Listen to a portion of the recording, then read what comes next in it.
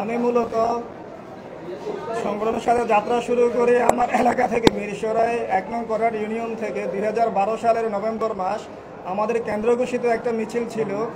মিছিল থেকে আমরা মিছিল শেষ করি। মিছিল থেকে আসার পথে স্থানীয় ছাত্রলীগের গুন্ডা বাহিনী আমাকে এবং আমার সাথে যারা ছিল তাদেরকে হঠাৎ করে আমাদেরকে আটক করে তাদের কার্যালয়ে নিয়ে যায়। কার্যালয়ে নিয়ে যাওয়ার পরে আমাদেরকে ওখানে অমানসিক নির্যাতন করার অনেকক্ষণ পরে প্রায় ২ ঘন্টা পরে আমাদেরকে থানায় পাঠিয়ে দেয়। থানায় পাঠানোর পরে থানায় আমাদেরকে 2টা মামলা দেয়। 2টা মামলা দিয়ে 7 দিনেরও রিমান্ড চেয়েছে। 7 দিনের রিমান্ড চেয়ে আমাদেরকে আদালতে পাঠিয়ে দেয়। আদালত ম্যাজিস্ট্রেট কোর্ট আমাদের 1 দিনের একটি মামলা 1 দিনের রিমান্ড মঞ্জুর করে। রিমান্ড মঞ্জুর করার পরে তখনই আমাদেরকে কারাগারে পাঠিয়ে দেয়। তখনই আমি ছিলাম মাত্র ক্লাস 10-এর ছাত্র। আমার বয়স ছিল মাত্র 18 বছরের। পরেও আমার 1 দিনের রিমান্ড মঞ্জুর করেছিল।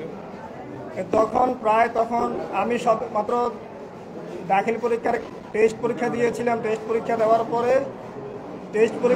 পরে তখনই আমি অ্যারেস্ট হয়ে যাই। এরপরে আমি কারাগার থেকে বের হই প্রায় 2 মাস পরে।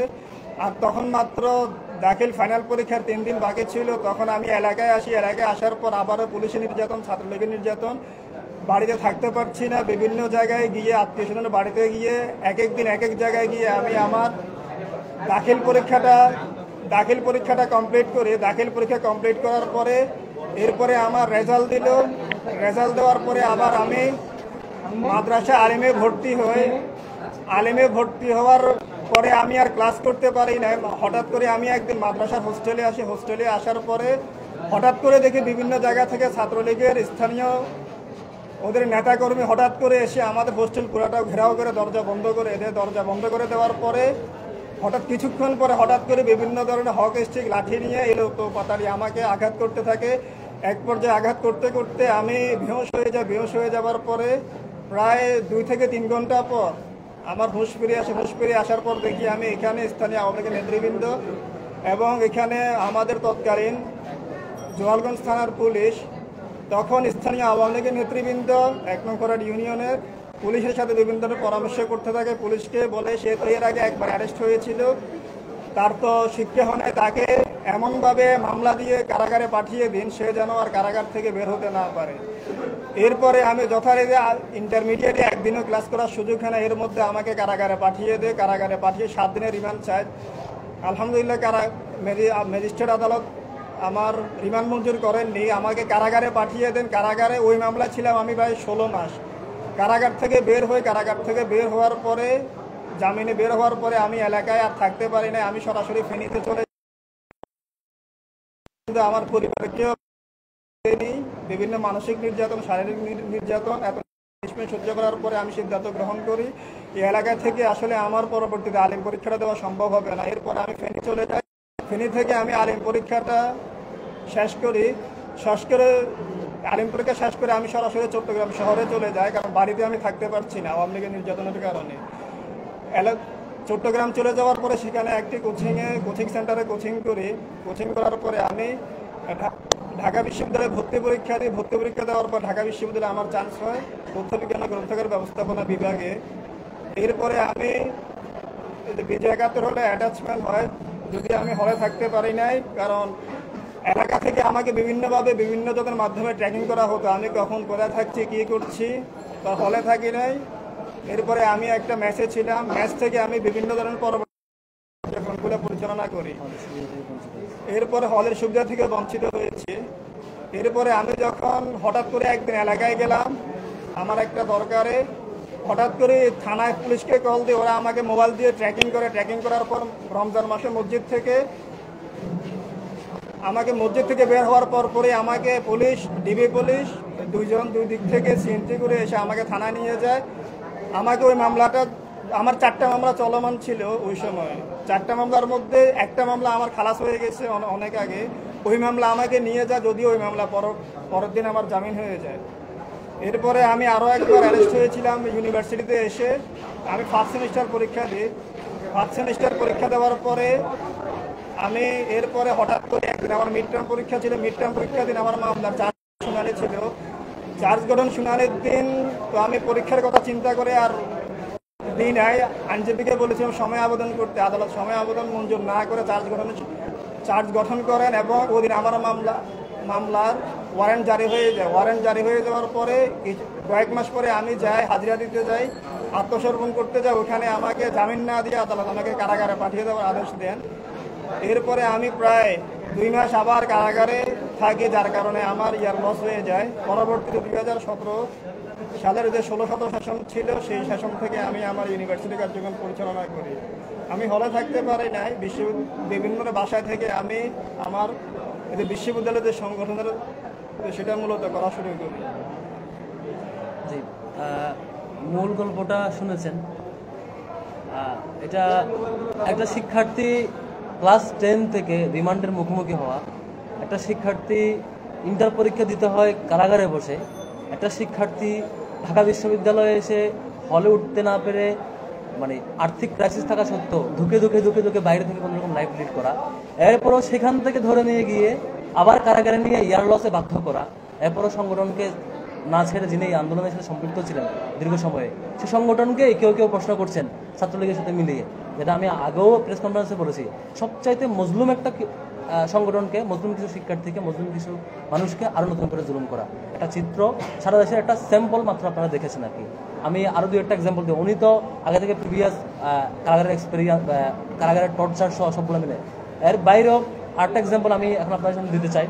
ঢাকা বিশ্ববিদ্যালয়ে ভর্তি পরীক্ষায় প্রথম স্থান অধিকার করা এবং অর্থনীতি বিভাগের মতো একটা গুরুত্বপূর্ণ সাবজেক্টে ভালো রেজাল্ট করা সত্ত্বেও যাকে হলে থাকতে না দেওয়া এবং হলে সমস্ত সুবিধা, ইউনিভার্সিটির সকল সুবিধা থেকে বঞ্চিত করে তাকে মানে বাইরে থাকতে বাধ্য করার মতো জায়গা। এরপরও মানে এই কেসটা আপনাদের সামনে নিয়ে আসছি আমি, একটু পরে আমাদের সে ভাই বলবেন ইনশাল্লাহ। তো আমি জাস্ট এইটুকু বলতে চাই, যারা এখনও রিপিটেডলি বারবার ছাত্রলীগের বিষয়ের সাথে শিবিরকে মিলিয়ে নতুন করে জুলুম করছেন, তাদের অন্তত বিবেক দিয়ে ভাবা উচিত। আমি এবারে অনুরোধ করবো আমাদের আব্দুল্লাহ আলামিন, স্কিল ডেভেলপমেন্ট সম্পাদক, আমাদের ঢাকা বিশ্ববিদ্যালয়ের ঘ ইউনিটে প্রথম স্থান অধিকার করেছিল এবং অর্থনীতি ডিপার্টমেন্টে এখন টপার এখন পর্যন্ত। তিনি কি করে ইউনিভার্সিটিতে ভালো রেজাল্ট করার স্বাক্ষর দেখানোর পরেও, ডিপার্টমেন্টে রেগুলার রিপিটেডলি ভালো রেজাল্ট করার স্বাক্ষর দেখানোর পরেও হলের সুবিধা থেকে, সামগ্রিক সুবিধা থেকে বঞ্চিত হয়েছেন, সেটা তিনি সংক্ষেপে আপনাদের সামনে বলবেন।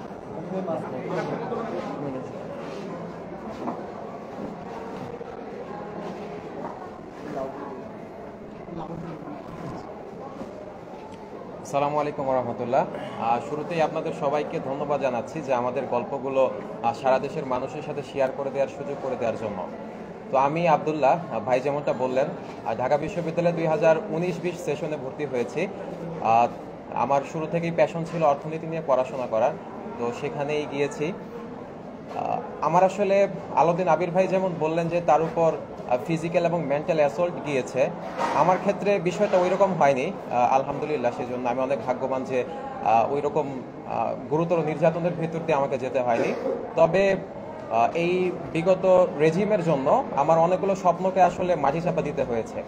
আপনারা জানেন যে ঢাকা বিশ্ববিদ্যালয়কে প্রাচ্যের অক্সফোর্ড বলা হয় মেইনলি এর রেসিডেন্সিয়াল ফেসিলিটিসের জন্য, যে প্রত্যেকটা স্টুডেন্ট যারা এখানে পড়াশোনা করছে তারা এখানে থেকে পড়াশোনা করতে পারবে।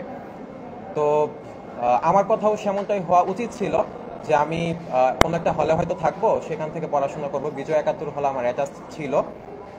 কিন্তু আমি যখন ঢাকা বিশ্ববিদ্যালয়ে আসি ঠিক তার আগের বছরেই বুয়েটে শহীদ আবরার ফাহাদ ভাইয়ের ঘটনাটা ঘটে যায়। তো আমি যখন বাসায় শেয়ার করি যে হলে উঠবো কিনা, তখন বাসায় আব্বু এবং যাদের সাথে পরামর্শ করা হচ্ছিল আত্মীয় স্বজনের সার্কেলের ভিতরে, সবার একটাই কনসার্ন ছিল যে এর মাত্র আগের বছর যাতেই এত বড় একটা ঘটনা ঘটে গেল।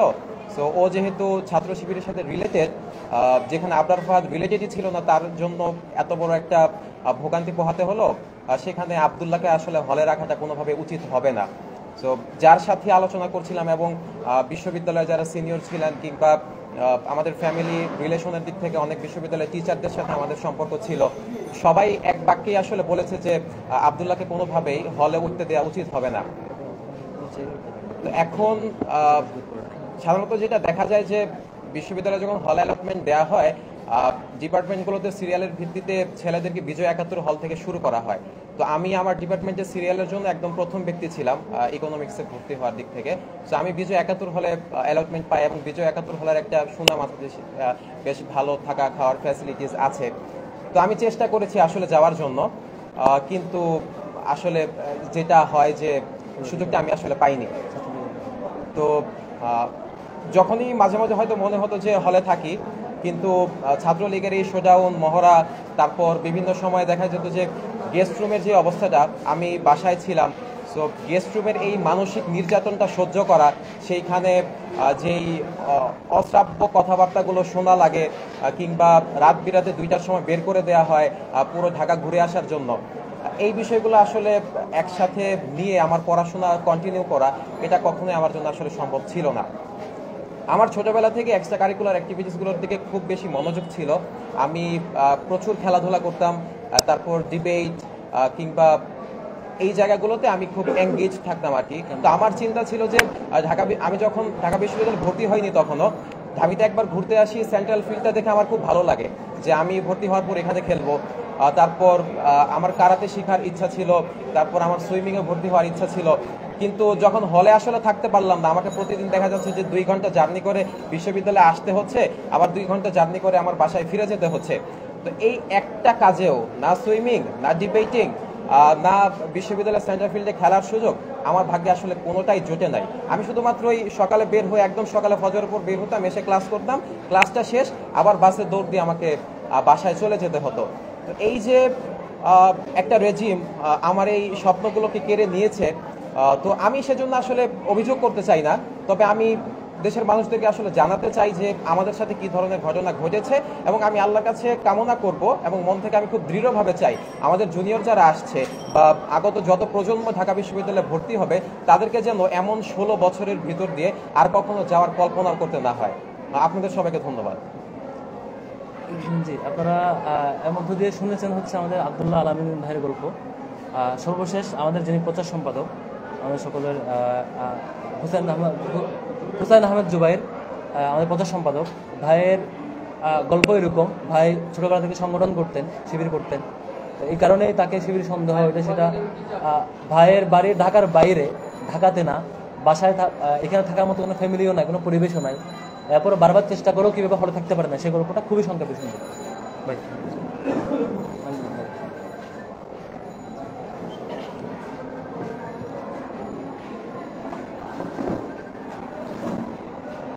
আসসালামু আলাইকুম, আমি হুসাইন আহমদ জুবায়ের, ইসলামিক স্টাডিজ বিভাগে 17-18 সেশনের শিক্ষার্থী, প্রচার ও মিডিয়া সম্পাদক, বাংলাদেশ ইসলামী ছাত্র শিবির, ঢাকা বিশ্ববিদ্যালয়। ফ্যাসিবাদ পতনের আন্দোলনে দুঃসাহসী ভূমিকা পালনকারী সাংবাদিক ভাইদেরকে শুভেচ্ছা জানাচ্ছি এবং সাংবাদিক ভাইদের মাধ্যমে স্বাধীন বাংলাদেশের ছাত্র শ্রমিক জনতা সবাইকে শুভেচ্ছা জানাচ্ছি। সম্মানিত উপস্থিতি, প্রিয় দেশবাসী, আমি স্কুল জীবন থেকে ইসলামী ছাত্র শিবিরের সাথে যুক্ত ছিলাম, স্কুল পর্যায় থেকে। 2009 সালে ইলেকট্রিক্যাল ইঞ্জিনিয়ারিংয়ের মাধ্যমে